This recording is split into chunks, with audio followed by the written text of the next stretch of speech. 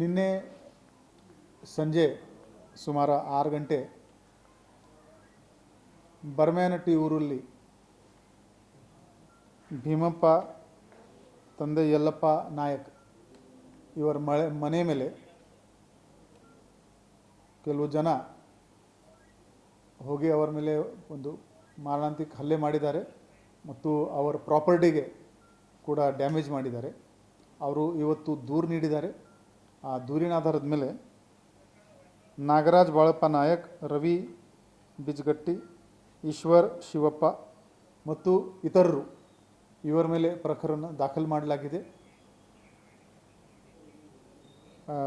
ಇದರಲ್ಲಿ ಯಾರಿಗೆ body injury ಇಲ್ಲ, ಆದರೆ ಪ್ರಾಪರ್ಟಿದು ಸಾಕಷ್ಟು ನುಕ್ಸಾನ್ ಇದರಲ್ಲಿ ಆಗಿದೆ. ನಾವು ಈಗಾಗಲೇ ಒಂದು ಸ್ಪೆಷಲ್ ತಂಡ ಮಾಡಿದ್ದೀವಿ. ಇದರಲ್ಲಿ ಆರೋಪಿ ಯಾರ್ಯಾರಿದ್ದಾರೆ ಅವರಿಗೆ ಬೇಗನೆ ನಾವು ದಸ್ತಗಿರಿ ಮಾಡ್ತೀವಿ. ಇತರರು ಅಂತ ಹೇಳಿದ್ದಾರೆ, 10-15 ಮಂದಿ ಇದ್ರು ಅಂತ ಹೇಳ್ತಾ ಇದ್ದಾರೆ. ಕ್ರೂಸರ್ ಗಾಡಿ ಇತ್ತು.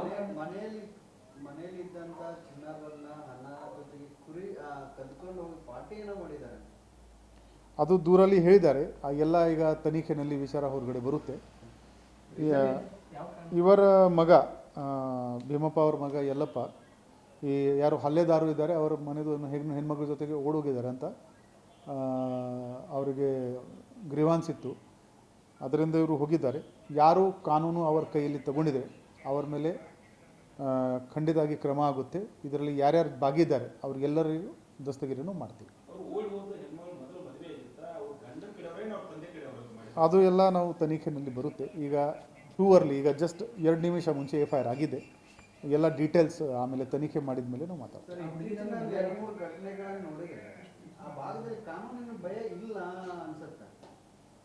ಇದು ಫಸ್ಟ್ ಈಗ ಫಸ್ಟ್ ಟೈಮ್ ನಾನು ಕೇಳ್ತಾ ಇದ್ದೀನಿ.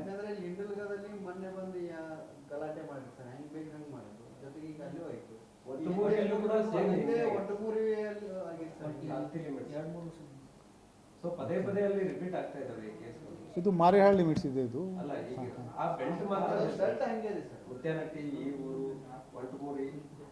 ಇಲ್ಲ, ಇದು ತಕ್ಷಣವೇ FIR ಆಗಿದೆ.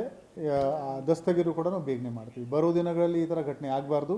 ಆ ದಿಕ್ಕಿನಲ್ಲಿ ಕೂಡ ನಾವು ಕ್ರಮ ಜರುಗಿಸ್ತೀವಿ. ಇವರ ಮೇಲೆ ನಾವು ರೌಡಿ ಶೀಟ್ ಕೂಡ ಓಪನ್ ಮಾಡ್ತೀವಿ. ಇವರ ಮೇಲೆ 5 ರಿಂದ 10 ಲಕ್ಷದ ಬಾಂಡ್ ಅವ್ರು ಕೂಡ ನಾವು ಮಾಡ್ತೀವಿ. ಅದು ಡೀಟೇಲ್ ಈಗ ತನಿಖೆಯಲ್ಲಿ ಗೊತ್ತಾಗ್ತದೆ.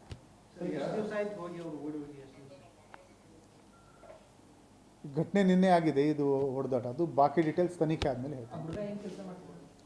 ನೋ ಐಡಿಯಾ, ಈಗ ತನಿಖೆಯಲ್ಲಿ ಗೊತ್ತಾಗ್ತದೆ.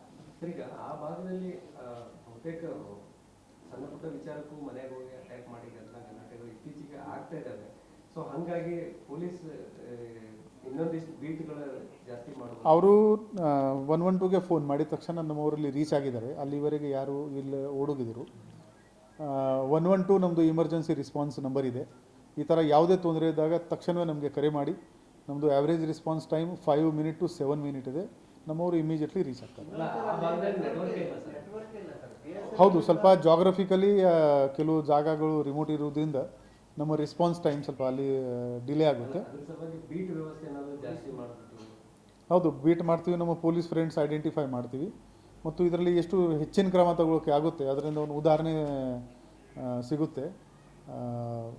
ಭಯ ಅದರಲ್ಲಿ ಕ್ರಿಮಿನಲ್ಸ್ ಕೆಲವೊಂದಿಷ್ಟು ಮಾರಿಯಾಳು ಮತ್ತು ಕಾರ್ತಿಯಲ್ಲಿ 10-15 ವರ್ಷದಿಂದ ಸಿಬ್ಬಂದಿಗಳು ಅಲ್ಲೇ ಇದ್ದಾರೆ ಸರ್. ಅವರು ಕೆಲವೊಂದಿಷ್ಟು ಆಕ್ಟಿವಿಟೀಸ್ ಅಲ್ಲಿ ಗೊತ್ತಿದ್ರು ಕೂಡ ಕಣ್ಣು ಮುಚ್ಕೊಂಡು ಕೂತಾರಗತಿನೋ ಅಥವಾ ಅಡ್ಜಸ್ಟ್ ಆಗಿ ಸುಮ್ಮನೆ ಕೂತ್ಬಿಟ್ಟಿದ್ದಾರೆ.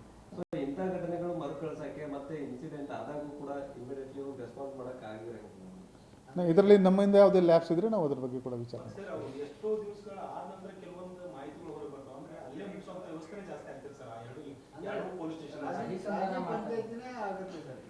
ನಮಗೆ ಸ್ಪೆಸಿಫಿಕ್ ಉದಾಹರಣೆ ಹೇಳಿದರೆ ನಮಗೆ ವಿಚಾರಣೆ ಮಾಡೋಕ್ಕೆ ಆಗುತ್ತೆ. ಒನ್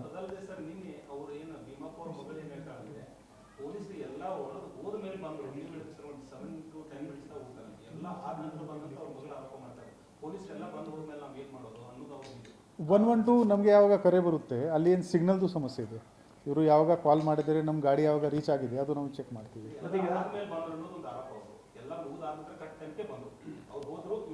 ಕಾಲ್ದು ಟೈಮ್ ಮತ್ತು ಅರೈವಲ್ದು ಟೈಮ್ ನಾವು ಚೆಕ್ ಮಾಡ್ತೀವಿ.